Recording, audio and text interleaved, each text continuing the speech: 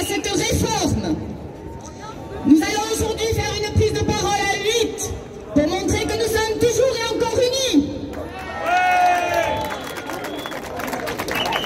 Nous sommes arrivés à un moment charnière pour la réforme des retraites. Depuis des mois, nous disons que cette réforme est injustifiée. La situation financière n'est pas catastrophique. Rien ne justifie de prendre de telles décisions en urgence. Que cette réforme est injuste. Injuste envers les femmes. Injuste envers ceux qui ont des métiers pénibles. Injuste avec ceux qui ont des carrières longues. Injuste pour tous ceux qui devront travailler 2 ans de plus pour obtenir au mieux la même retraite. Injuste pour tous ceux qui travaillent. Depuis plus de 2 mois et plusieurs jours de grève, de manifestations, tous les syndicats unis, plus de 4 travailleurs sur 5 et même les retraités, 7 Français sur 10 répètent qu'ils veulent le retrait de cette réforme. C'est le peuple qui dit non.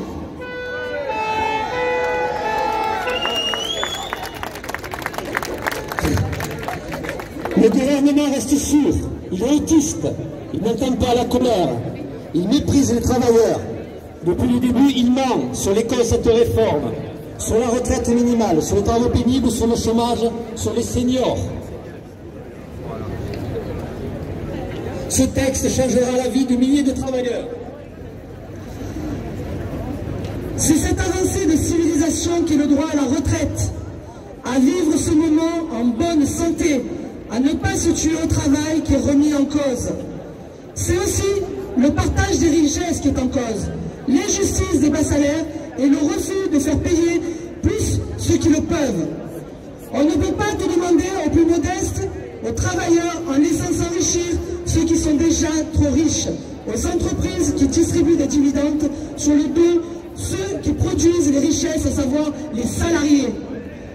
C'est la démocratie qui est en cause quand on refuse de rencontrer les représentants des salariés qui sont nous, les organisations syndicales.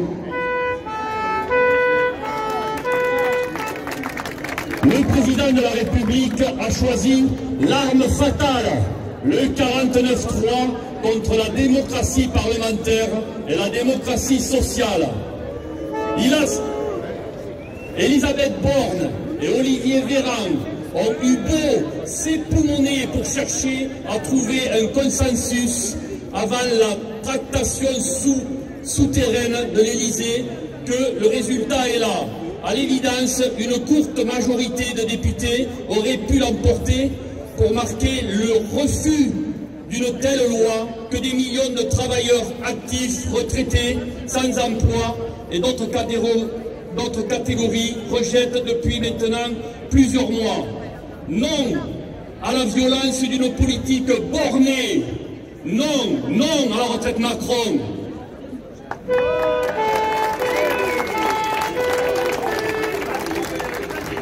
Comment vouloir obtenir un consensus sur un texte qui remet en cause la notion même du travail et sa finalité? Comment vouloir obtenir un consensus avec le mépris manifesté par l'exécutif jusqu'à ce jour vis-à-vis des organisations syndicales porteuses de revendications légitimes et qui nécessitent encore aujourd'hui, et nous dirons plus que jamais, que s'ouvrent de véritables négociations sur les questions portées par les syndicats mises en avant depuis des mois.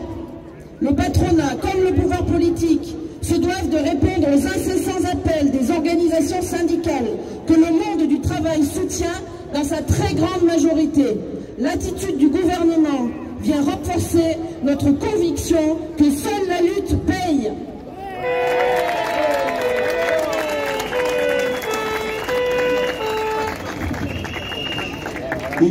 Il y a donc nécessité de renforcer nos luttes dans l'entreprise, dans les administrations, et que s'engagent partout plus fortement des arrêts de travail, des grèves, des manifestations pour empêcher cette loi injuste et injustifiée d'advenir pour l'ensemble du monde du travail.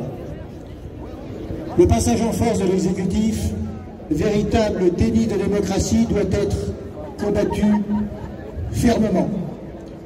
Et c'est donc avec responsabilité que nous, organisations syndicales, forte du soutien de la grande majorité de la population, avec toute la détermination pacifique qui nous anime depuis plusieurs mois. Nous le disons haut et fort, cette loi autoritaire n'a pas lieu d'être.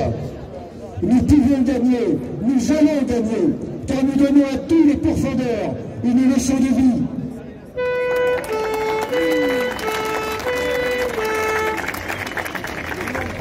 C'est en ce sens que l'ensemble des organisations syndicales, unies depuis le début, appellent et vous appellent à faire du jeudi 23 mars prochain une grande journée de mobilisation pour le retrait définitif que cette loi antisociale et pour imposer au gouvernement et au patronat que s'ouvrent de véritables négociations.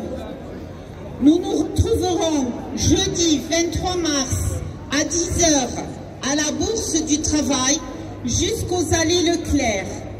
Attention, le parcours de la Bourse aux Allées Leclerc, le parcours habituel a changé. Merci, nous vous attendons très nombreux comme d'habitude jeudi prochain.